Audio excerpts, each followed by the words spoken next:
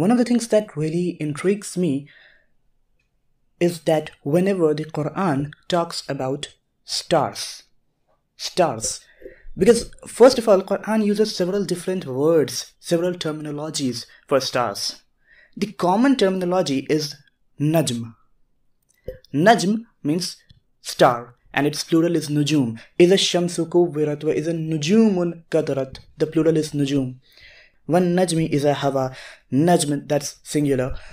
And on other places, the Quran uses another terminology for stars, that is Iza sama'un fatarat wa izal kawakibun tasarat. Kawakib in plural. From the beginning itself, I have had this feeling that there is something deep about these two words. The reason is that stars was something that was completely different in the minds of the people 1400 years back. And stars today is completely different for our mind. When we think of stars, we can immediately think about how large they are. Most of the time larger than the earth. Our sun is an average sized star. On the other hand, for them, stars were tiny little objects, tiny lamps like fixed fireflies in the sky. So, star is something about whom the knowledge of science has increased so much, which can hardly be compared to the knowledge of other things spoken in the Quran, which science has discovered now. So when we read the tafsir of the Quran from the people who read it 1000 years back, their work is amazing, but there must be something missing. So I want to talk about one ayah for now. One Najmi is a Hawa, that's Surah An Najm, the very first ayah. Here it says, one Najmi is a Hawa. I swear by An Najm. There is one particular star that Allah is swearing about. An Najm doesn't mean any star in the sky. Okay? There's one particular star that Allah is talking about. Or it can be one particular category of star that Allah is talking about. So Allah is swearing about one particular star or one particular category type of star. And Allah doesn't just say, I swear by the star, but Allah says, I swear by the star when it becomes Hawa. The word Hawa, the word of interest in this ayah is Hawa. This word, how this word is generally translated in our translations, is generally, it is translated as fallen, or I swear by the falling star. Or how it should be more properly grammatically arranged is I swear by the star when it falls.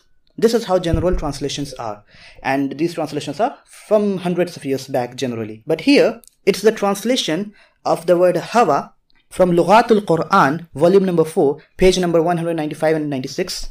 This book, Lughaat Al Quran, actually translates Dictionary of the Quran. It's a great book, you should check it out. It's available online in 4 volumes. One of the meaning that's mentioned in the Lughaat Al Quran is falling. But apart from that, there are many other meanings that this word Hawa has. And the meanings, I gathered some meanings which might be related to physics and astronomy. One of the meanings is Hawa means the empty space between two mountains. Another meaning is Hawa is also the root word for the word Mahwa, which means atmosphere. And Hawa also means, when it is used in verbal form, it means to humming. Now if Hawa means to fall, and it also means to hum, and Hawa is also the root word for the word Mahwa, which means atmosphere. So Hawa can also be translated as forming of atmosphere. If changed into verbal form from Mahwa, it may mean formation of atmosphere. And it also means empty space. Then, here is one of the interpretations that I put forward. Nobody is forced to accept this. It's a humble interpretation. A living star is always under the process of fusion. And as soon as this fusion stops, the star is dead. And when the star dies, it turns into white dwarf or black hole or supernova, depending upon its mass.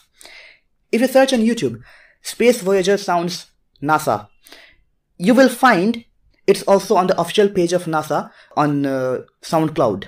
You will find there that the universe is not quiet, but it's constantly producing a mind-blowing, beautiful sounds, a lot like humming. In the plasma, in the form of electromagnetic waves, not through air, there is no air over there, but the Space Voyager could accept the electromagnetic waves and could turn it into sounds and we could hear it.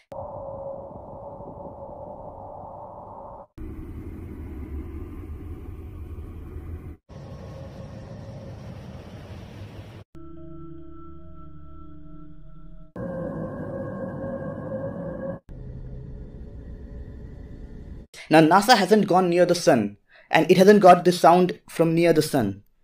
By the way, there are fake YouTube videos which shows NASA's the sound near the sun is the voice of some religious stuffs, and all those are false. All those are false. We haven't got the sound from near the sun. But I'm sure that I can only assume the sound that is generated by in the form of electromagnetic waves by the fusion of the atoms on An Najm, on the stars. And here we are talking about one of the star which Allah is swearing by. Now that's one of the interpretation. So understanding this concept, we can very well relate the Quran is saying, I swear by the star that hums. One of the translation can be hums of Hawa. That's one of the interpretation. But then Mahwa also means atmosphere, and it can be turned into its verbal form, and then it will become Hawa, and which will mean the formation of atmosphere.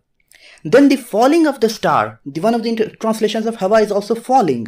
So falling of the star and the creation of empty space. The Hawa also mean empty space. I said all these four meanings. So falling of the star and creation of the empty space together, these two together can be what the physicists would call the collapse of the star. When the star is dying, it collapses. And what is collapsing of a star? When a star runs out of any more atoms to fuse, then under the influence of gravity, it falls to its center. What does gravity do? It makes you fall. So by the star when it falls, right? That's a translation. And what happens when it's falling? Creates empty space. The space that was occupied before in the universe is getting empty. So the translation of this ayah, there can be 4 translations of this ayah, and all 4 of them are correct together. You see, I swear by the star when it hums. This is alive, a living star, while the fusion process is going on. And then, I swear by the star when it collapses, when it falls. This is the beginning of the death of the star, the collapse of the star. And then, I swear by the star when it forms empty space.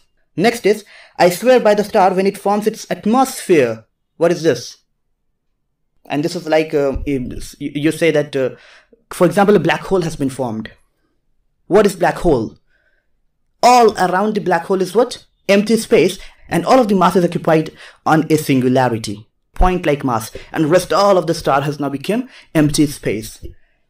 This word Hawa actually in one word describes the whole life and death of the star. Though Allah knows best, Allahu Alam.